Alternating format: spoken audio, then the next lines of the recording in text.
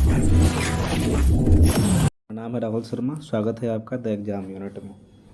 हम लोग शुरू करते हैं डेली करंट अफेयर्स के सीरीज को, जो कि आज बहुत ही इम्पोर्टेंट क्वेश्चन है। शुरू करते हैं। इसरो ने फ्रेंच गुयाना के कोरू से GSAT-24 का सफलतापूर्वक प्रक्षेपण किया है। ये न्यूज़ है, देखते हैं इसके एनालिसिस को। GSAT-24 भारत का संचार उपग्रह है। इसे इसरो ने NSIL के लिए बनाया है। इसे फ्रांस की कंपनी एरियन स्पेस ने लॉन्च किया है और यह 4180 किलोग्राम वजन वाला 24 KU ब्रांड का संचार उपग्रह है, जो पूरे भारत में DTH ऐप की ज़रूरत को पूरा करेगा। ठीक है, और देखते हैं इसके बारे में क्या बोल रहा है। अंतरिक्ष क्षेत्र में सुधारों के बाद NSIL का यह पहला मांग आधारित संचार उपग्रह मिशन है। NSIL ने समूची उपग्रह क्षमता टाटा प्ले को लीज पर दे दिया है। और न्यूज़ क्या है संबंधित इससे। News space India limited NSIL अंतरिक्ष विभाग के तहत भारत सरकार की एक कंपनी है। ठीक है, अगला देखते हैं हम लोग। अगला न्यूज़ है शिखर सम्मेलन से, ठीक है, और बैठक से। PM मोदी 14वें ब्रिक्स शिखर सम्मेलन को वर्चुअली संबोधित करेंगे। ये न्यूज़ है, देखते हैं हम लोग ये क्या है। वह चीन द्वारा आयोजित 2 दिवसीय 14वें ब्रिक्स शिखर सम्मेलन में भाग लेंगे और शिखर सम्मेलन 23 जून 2022 को शुरू होगा। ठीक है, जो कि हो चुका है शुरू। और इसमें बोल रहा है कि शिखर सम्मेलन वर्चुअल प्रारूप में आयोजित किया जा रहा है और इसका विषय वैश्विक विकास के नए दौर के लिए उच्च गुणवत्ता की ब्रिक्स भागीदारी को बढ़ाना है। ठीक है, इसमें आगे बोल रहा है कि चीनी राष्ट्रपति शी जिनपिंग 24 जून 2022 को अतिथि देश के साथ वैश्विक विकास पर एक उच्च स्तरीय वार्ता को अध्यक्षता करेंगे और ब्रिक्स बिजनेस फोरम के उद्घाटन समारोह में PM मोदी वर्चुअल रूप से मुख्य भाषण में शामिल होंगे और मुख्य भाषण देंगे। चीन और रूस ने ब्रिक्स समूह के विस्तार पर चर्चा करने की इच्छा भी व्यक्त की है और संयुक्त अरब अमीरात, बांग्लादेश, उरुग्वे और मिस्र को शामिल करके ब्रिक्स न्यू डेवलपमेंट बैंक, क्या है, ब्रिक्स न्यू डेवलपमेंट बैंक का विस्तार पहले ही हो चुका है। अगला टॉपिक है शिखर सम्मेलन में ही है। विदेश मंत्री डॉक्टर S जयशंकर ने 26वीं राष्ट्रमंडल देशों के शासन अध्यक्ष की बैठक में भाग लेंगे। ठीक है, ये न्यूज़ है, समझते हैं इसके एनालिसिस को।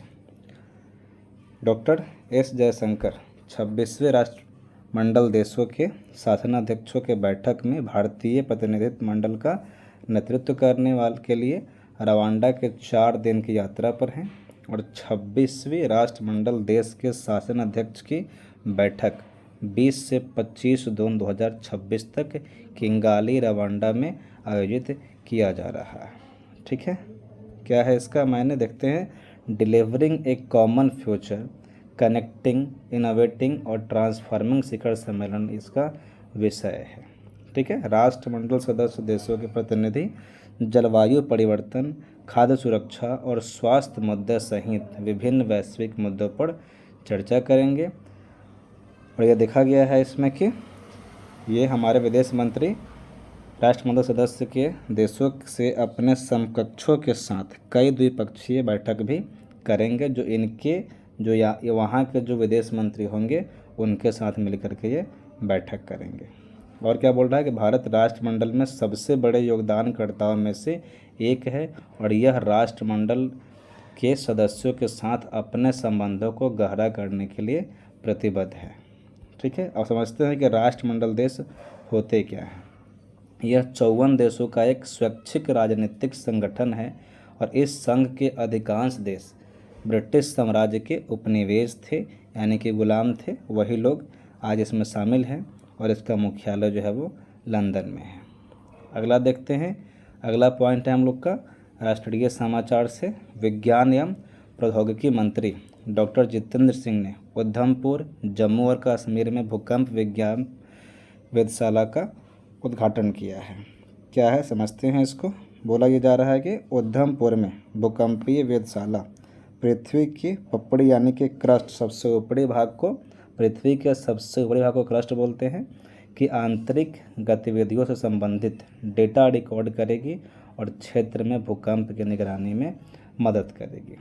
अगला क्या पॉइंट बोल रहा है इसमें, उधमपुर जम्मू कश्मीर में तीसरा स्थान है जहां अब तक इस तरह के भूकंपीय अवलोकन दर्ज किए जाएंगे और यह नेशनल सेंटर ऑफ सिस्मोलॉजी के तत्वाधान में नवीनतम उन्नत और विश्व स्तरीय भूकंप वेधशाला है। पृथ्वी विज्ञान मंत्रालय के तहत राष्ट्रीय भूकंप विज्ञान केंद्र यानी कि NCS नई दिल्ली में स्थित है। ये आगे देखते हैं इसके पॉइंट को। बोल रहा है कि उधमपुर जिला मुख्य फ्रंटल थ्रस्ट यानी कि MFT और मुख्य बाउंड्री थ्रस्ट यानी कि MBT के बीच में है। पिछले 8 वर्षों में भारत ने देश भर में 70 से अधिक ऐसी वेधशालाएँ स्थापित की है। ठीक है, और देखते हैं इसके पॉइंट को।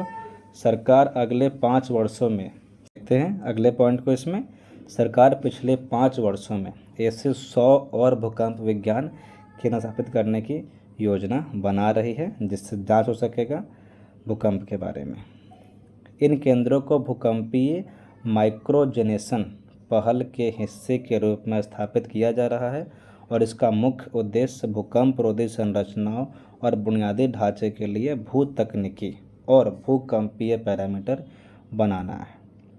अगला प्रश्न है, अगला टॉपिक है इसमें, ये भूकंपीय वेधशालाएँ रियल टाइम डेटा मॉनिटरिंग और डेटा संग्रह में मदद करेगी।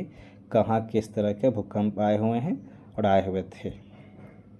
बुनियादी ढांचा और ऊर्जा हम लोग का अगला विषय है। इसमें बोल रहा है कि इंदिरा गांधी अंतर्राष्ट्रीय हवाई अड्डा यानी कि IGI पूरी तरह से पन बिजली और सौर ऊर्जा पर चलने वाला देश का पहला हवाई अड्डा बन चुका है। देखते हैं ये दिल्ली का इंदिरा गांधी अंतर्राष्ट्रीय हवाई अड्डा 1 जून से पूरी तरह से पन बिजली और सौर ऊर्जा का पर स्विच हो चुका है। इसका मतलब ये है कि आगे आने वाले समय में और अभी यह भारत का पहला हवाई अड्डा बन गया है जो अपनी सभी खपत ज़रूरतों के लिए हरित ऊर्जा का उपयोग करेगा। ठीक है, और अभी भी कर रहा है, उत्सर्जन को कम करने में मदद मिलेगा। अगला पॉइंट है कि दिल्ली का इंदिरा गांधी अंतर्राष्ट्रीय हवाई अड्डा 2030 तक शुद्ध शून्य कार्बन उत्सर्जन हवाई अड्डा बनाने का लक्ष्य रखा गया है। अगला पॉइंट है कि इस IGI हवाई अड्डा द्वारा 2030 तक शुद्ध शून्य कार्बन उत्सर्जन हवाई अड्डा बनाने का लक्ष्य रखा गया है।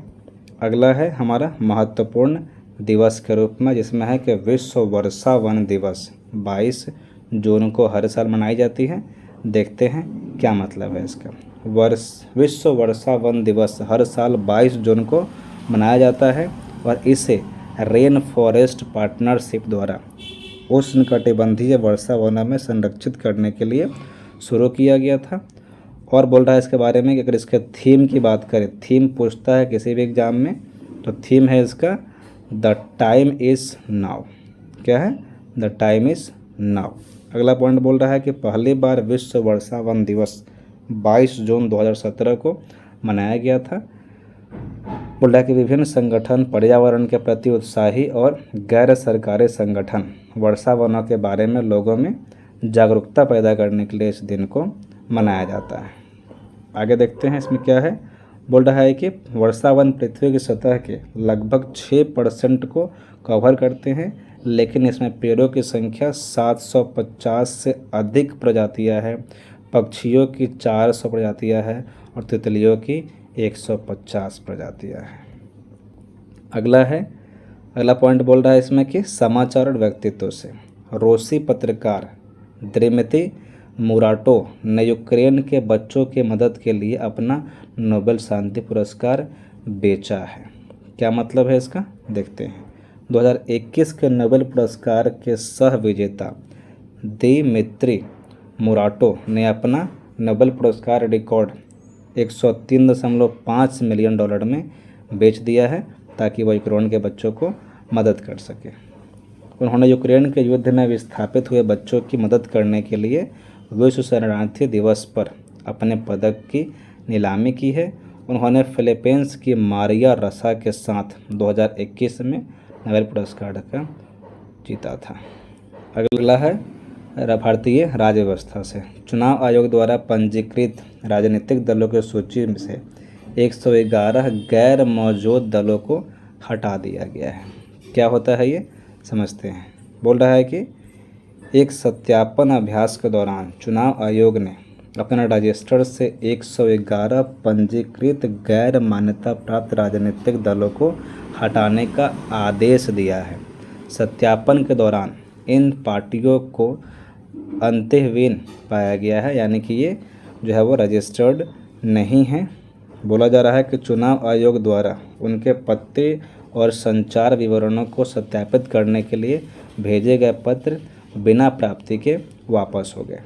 इन 111 पंजीकृत गैर मान्यता प्राप्त राजनीतिक दलों ने जनप्रतिनिधित्व अधिनियम 1951 के अनुच्छेद 19A के 4 और अनुच्छेद 29A के 9 का अनुपालन नहीं किया है। ठीक है, आगे बोल रहा है इसमें कि चुनाव आयोग ने कर छूट का दावा करने वाले कई पंजीकृत राजनीतिक दलों के खिलाफ भी कार्रवाई कर दी है। इन महीने की शुरुआत में चुनाव आयोग ने 87 गैर मौजूद राजनीतिक दलों को यह रजिस्टर्ड से हटा दिया गया है। अब समझते हैं कि राजनीतिक दल पंजीकरण क्या होता है। यह एक अधिनियम है 1951 की धारा 29A के प्रावधान के तहत ये राजनीतिक दल बनाने का ये चर्चा किया गया है। पंजीकृत होना पड़ता है। पंजीकरण की मांग के लिए किसी भी दल को गठन के लिए 30 दिनों के भीतर चुनाव आयोग को एक आवेदन जमा करना होता है। आज का हमारा ये आखिरी है अंतर्राष्ट्रीय नियुक्ति को लेकर के, जिसमें लिसा स्टालेकर अगला है। नियुक्ति से लेकर के लिसा स्टालेकर अंतर्राष्ट्रीय क्रिकेट संघ की पहली महिला अध्यक्ष बनी है। क्या है ये देखते हैं। ये पहली महिला अध्यक्ष के रूप में चुनी गई है। वह इंग्लैंड के पूर्व क्रिकेटर विक्रम सोलंकी की जगह लेंगी। और यहाँ बोला जा रहा है कि यह स्विट्जरलैंड के नयोन में FICA कार्यकारी समिति की बैठक के दौरान नियुक्त किया गया है। और लिसा स्टालेकर ने 187 अंतर्राष्ट्रीय मैचों में ऑस्ट्रेलिया का प्रतिनिधित्व किया है। उन्होंने 2010 T20 वर्ल्ड फाइनल में ऑस्ट्रेलिया की जीत में अहम भूमिका निभाई थी। अगर आपको ये वीडियो अच्छा लगा हो, यूजफुल लगा हो, तो आप इसे लाइक करें, चैनल को सब्सक्राइब करें अगर आप अभी तक नहीं किए हैं तो। मिलेंगे अगले क्लास में, तब तक के लिए जय हिंद। यूजफुल लगा हो तो आप इसे लाइक करें, चैनल को सब्सक्राइब